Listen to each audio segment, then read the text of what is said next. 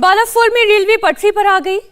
CBI हादसे की जांच में भी जुट गई, लेकिन इसी बीच पूरे मामले में एक नया ट्विस्ट आया। बीजेपी नेता पश्चिम बंगाल विधानसभा में नेता प्रतिपक्ष शुभेंदु अधिकारी ने बालासोर ट्रेन हादसे को लेकर टीएमसी पर बड़ा आरोप लगाया।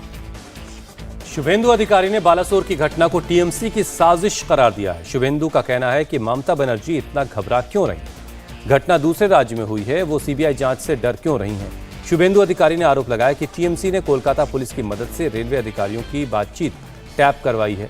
शुभेंदु अधिकारी ने टीएमसी से पूछा है कि उन्हें रेलवे के 2 अधिकारियों की बातचीत का ऑडियो टेप कैसे मिला, ये बातचीत कैसे लीक हो गई। सीबीआई जांच में ये भी आना चाहिए, अगर ये नहीं आया तो मैं अदालत जाऊंगा।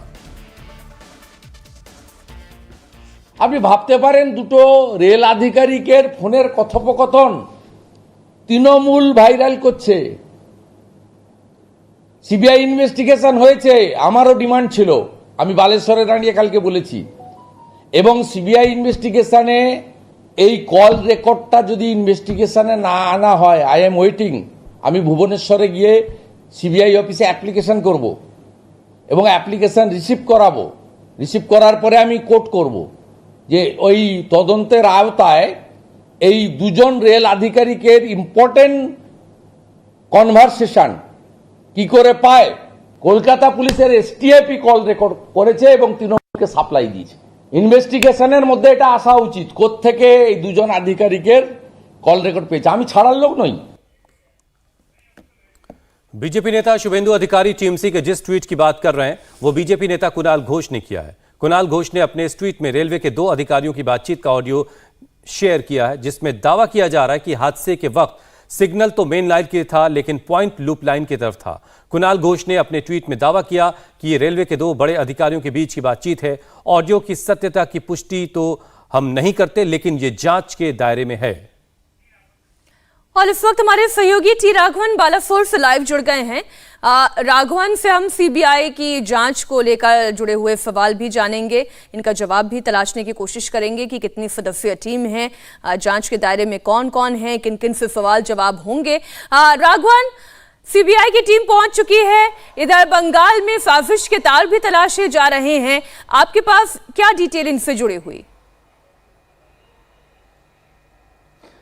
जी देखिए मीनाक्षी, आज का दिन कह सकते हैं कि इन्वेस्टिगेशन के लिहाज से बहुत अहम रहने वाला है। सीबीआई की 10 सदस्यीय टीम यहां पर पहुंच गई है। जो भी ऑफिशियल फॉर्मेलिटीज हैं उसको पूरा करने के बाद सीबीआई जो जीआरपी की एक एफआईआर है उसको आधार बनाकर एक नई एफआईआर रजिस्टर करेगी और केस अपने हाथों में ले लेगी। कुछ देर में जहां पर हम मौजूद हैं स्पॉट पर, उम्मीद की जा रही है कि सीबीआई की टीम यहां पर आकर अपनी इन्वेस्टिगेशन शुरू कर देगी।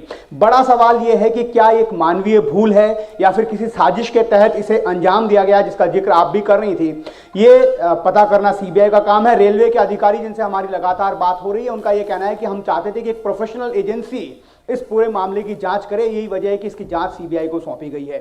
जहां तक इस इंटरलॉकिंग सिस्टम और पॉइंट की बात की जा रही है, वो इतना कहते हैं कि फेल सेफ है। फेल सेफ का मतलब यह है कि वो किसी भी तरह से एक टेक्निकल ग्लिच उसमें होना पॉसिबल नहीं है। सील 4 सर्टिफिकेशन इस सिग्नलिंग सिस्टम को जो इंडियन रेलवे यूज करता है उसे मिला हुआ है।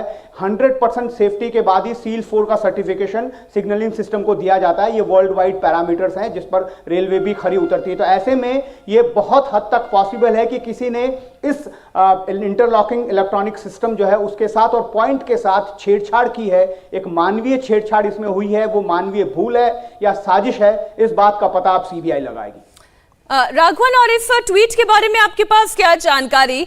शुभेंदु अधिकारी का भी आपने बयान सुना और उस ट्वीट का भी जिक्र जो शुभेंदु अधिकारी ने किया, ये कौन 2 अधिकारी हैं जिनकी बातचीत, कथित तौर पर बातचीत का जिक्र किया जा रहा है? जी देखिए, ये साउथ ईस्टर्न रेलवे के जो ट्रैफिक के अधिकारी हैं और साथ में साउथ वेस्टर्न रेलवे जहां से ये ट्रेन खुली थी यशवंतपुर हावड़ा, इसके एक सीनियर अधिकारी हैं। इन दोनों के बीच में बातचीत का ये ऑडियो है जिसमें साउथ वेस्टर्न रेलवे के अधिकारी अपने जूनियर से ये पूछ रहे हैं कि उनको क्या पता चला इस हादसे के बारे में, जिसमें वो ये बात करते हुए सुनाई दे रहे हैं कि जो इंटरलॉकिंग सिस्टम है उसके साथ अगर किसी तरह की मैनुअल छेड़छाड़ हो तो ये पॉसिबल है। उनका ये कहना है कि जो मेन लाइन है उस पर रूट ग्रीन था, सिग्नल ग्रीन था, इसका मतलब मेन लाइन पर ये ट्रेन जा रही थी, लेकिन अचानक उसका पॉइंट जो है उसको लूप लाइन की तरफ कर दिया गया। ये किसने किया? जब ये पूछा गया, वो अधिकारी जब इस जूनियर अधिकारी से पूछते हैं कि ये कैसे पॉसिबल है, तो उनका ये कहना है कि अगर मैन्युअली इसे किया जाए तो ये पॉसिबल है। तो ये बात भी इस और तरफ इशारा कर रहा है कि कहीं ना कहीं इसमें किसी तरह की मैनुअल छेड़छाड़ हुई है। एक बात जो बहुत अहम है यहां पर यह भी बताई जा रही है कि उस वक्त काम कुछ चल रहा था, तो क्या उस काम के चलते ये गड़बड़ी की गई है, इसीलिए इसे मानवीय भूल की तरफ इसे कहा जा रहा है कि मानवीय भूल हो सकती है, या फिर जानबूझकर उस लाइन को छेड़ा गया, उस पॉइंट को छेड़ा गया जिससे कोरोमंडल एक्सप्रेस मेन लाइन को छोड़कर लूप लाइन पर चली गई। ये अब जांच देखिए, अब तो सीबीआई इस पूरे मामले पर जांच कर ही रही है। बहुत शुक्रिया आपका राघवन, पूरी जानकारी के लिए। इंडिया टीवी हर वक्त हर जगह डाउनलोड करने के लिए सर्च करें India TV news Google play store या ऐप स्टोर पर।